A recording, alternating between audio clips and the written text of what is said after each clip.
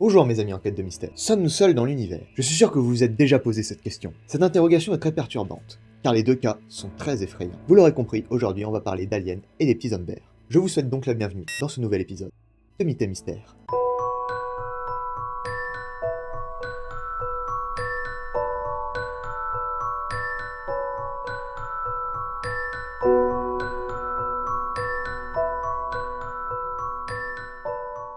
Alors encore, me direz-vous. En effet, j'ai déjà traité d'un sujet similaire. Je vous invite d'ailleurs à aller regarder cette vidéo. Mais aujourd'hui, nous n'allons pas parler d'enlèvement ou d'ovnis, etc. Nous allons parler de la découverte de plusieurs parties d'un ou plusieurs individus qui apparemment ne viennent pas de notre Terre.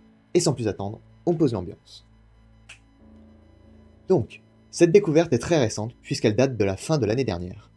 En effet, quelque chose d'étrange a été trouvé par un groupe de chercheurs qui exploraient des tunnels dans le sud du Pérou.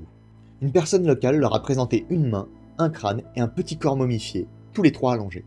Tout de suite, pas mal de gens ont crié au fake, en disant par exemple que ça pouvait très bien être des accessoires d'Hollywood. Mais plusieurs choses pourraient démentir cette affirmation. En effet, qu'est-ce que des accessoires comme ceux-ci feraient en plein milieu du Pérou, perdus en plein milieu de nulle part? Ensuite, c'est là qu'intervient Brian Foerster. C'est l'un des membres de l'équipe qui a obtenu les artefacts. On peut dire que ce mec connaît son sujet, puisqu'il a exploré plus de 90 pays. Mais sa vraie passion est de chercher et écrire sur les anciens travaux mégalithiques trouvés au Pérou, en Bolivie ou au Mexique, etc. Alors si vous ne savez pas ce que c'est un monument constitué d'une ou plusieurs pierres de grande dimension érigées par les hommes sans l'aide de mortier ou de ciment pour fixer la structure. Merci Wikipédia. Pour donner un exemple, le plus connu est Stonehenge.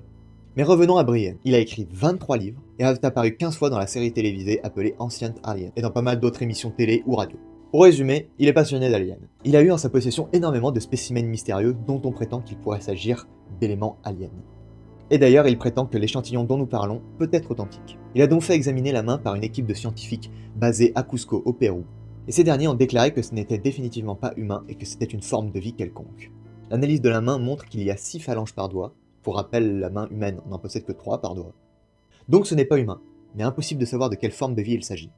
De plus, des tests ADN ont été effectués, et ils démontrent qu'aucune ADN connue ne colle avec celle de la main. Et bien évidemment, les morceaux d'aliens comme ceux-ci ne courent pas les rues, donc les scientifiques n'ont aucun élément pour comparer leurs trouvailles. Scott C. Waring, un autre chasseur d'aliens basé à Taïwan, affirme que le crâne pourrait venir de celui d'un enfant s'il est de la même espèce que celui de la main. Il pense que plusieurs espèces d'aliens auraient cohabité sur la Terre et auraient même travaillé ensemble et seraient mortes dans les tunnels au Pérou. Alors c'est une théorie qui peut demander réflexion, mais le manque de preuves est assez grand. Je veux dire, on en sait énormément sur les dinosaures qui ont vécu des millions d'années auparavant. Et donc s'ils avaient vraiment été sur Terre, pourquoi ne retrouvons pas plus de preuves de leur existence? À moins qu'ils aient vécu avant les dinosaures. Difficile à savoir, et si ça se trouve on ne le saura le même jamais. Cependant, une autre trouvaille pourrait dater leur venue sur Terre. Et encore une fois, c'est au Pérou. En effet, là on parle d'un corps complet, qui a pas mal de similitudes avec la main vue précédemment.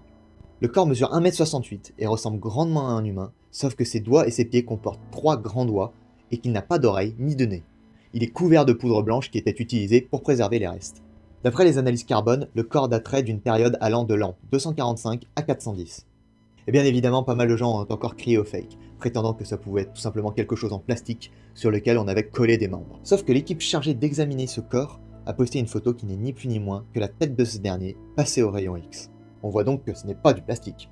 Alors attention, je ne suis pas en train de dire que les aliens existent et que ce sont des preuves irréfutables, etc. Étant donné que ce sont des trouvailles récentes, il faut attendre que les recherches avancent et que les chercheurs arrivent à d'autres conclusions. D'autant plus que l'origine de ces trouvailles sont parfois un peu douteuses. Mais il faut néanmoins rester l'esprit ouvert et envisager que ce sont possiblement des artefacts aliens. Ce qui est intéressant, c'est que ces histoires sont assez récentes, donc du coup on va pouvoir suivre leur évolution assez facilement. Alors dites-moi d'après vous, sommes-nous seuls dans l'univers? Pour moi c'est sûr que non. Après, à quel stade d'évolution sont ces espèces? C'est une autre histoire. Bref, l'univers nous réserve toujours son lot de surprises, et nous sommes toujours ravis d'en apprendre plus sur celui-ci. C'est donc la fin de cette vidéo. N'hésitez pas à laisser votre avis en commentaire.